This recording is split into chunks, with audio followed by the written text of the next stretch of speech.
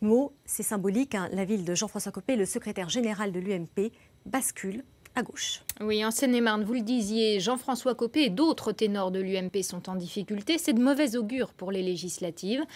Dans ce département, Marine Le Pen avait 9,6% des voix au premier tour. Et le FN risque de jouer les troubles faits. Farid Benbekay, Daniel Petit-Cuénou. 63-14 pour Hollande, voilà. La victoire contre la discrimination raciale, contre les pensées nauséabondes, c'est une bonne chose.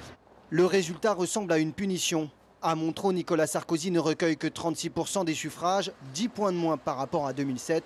La surprise est d'autant plus grande que la ville est dirigée par Yves Jégo, soutien du président sortant.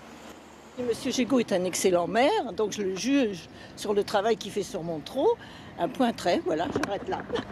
La prochaine législative est dans les esprits et c'est avec le score réalisé hier soir dans son fief qu'Yves Jégo part à la conquête des électeurs, y compris ceux du Front National. Il y a beaucoup de gens qui ont exprimé des choses en votant pour Marine Le Pen, mais qui, quand il s'agit de défendre leurs intérêts territoriaux, vont exprimer d'autres choses. Donc ne faisons pas des élections présidentielles un support trop précis de ce qui va se passer le 10 et le 17 juin maintenant. Jean-François Copé n'échappe pas au risque d'une triangulaire, l'extrême droite ayant réalisé 21% chez lui. D'ailleurs, le Front National fait déjà des appels du pied. Il y a beaucoup, évidemment, de compatriotes honnêtes au sein de l'UMP qui se posent beaucoup de questions. Et ceux-là, moi, je les appelle clairement à venir nous rejoindre. FN et UMP se mettront-ils d'accord pour faire barrage à la gauche? Il est trop tôt pour le dire. Seule certitude, plusieurs ténors de la droite s'apprêtent à jouer leur siège à l'Assemblée nationale.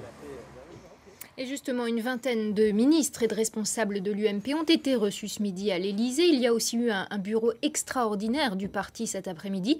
Jean-Jacques, ça traduit une certaine nervosité, non ? À droite, l'heure est à l'union, on dit l'unité, le rassemblement, le collectif, la cohésion. Donc à l'UMP, tout le monde le dit et le répète, comme s'il était besoin de le répéter.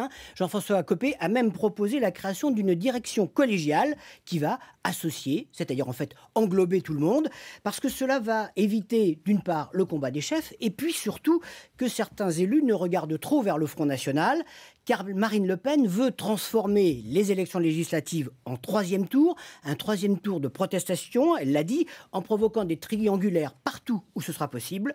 La tentation peut donc être grande chez certains élus de droite de se rapprocher du Rassemblement bleu-marine pour éviter de perdre leur siège au profit de la gauche, et c'est ce que l'UMP veut absolument éviter.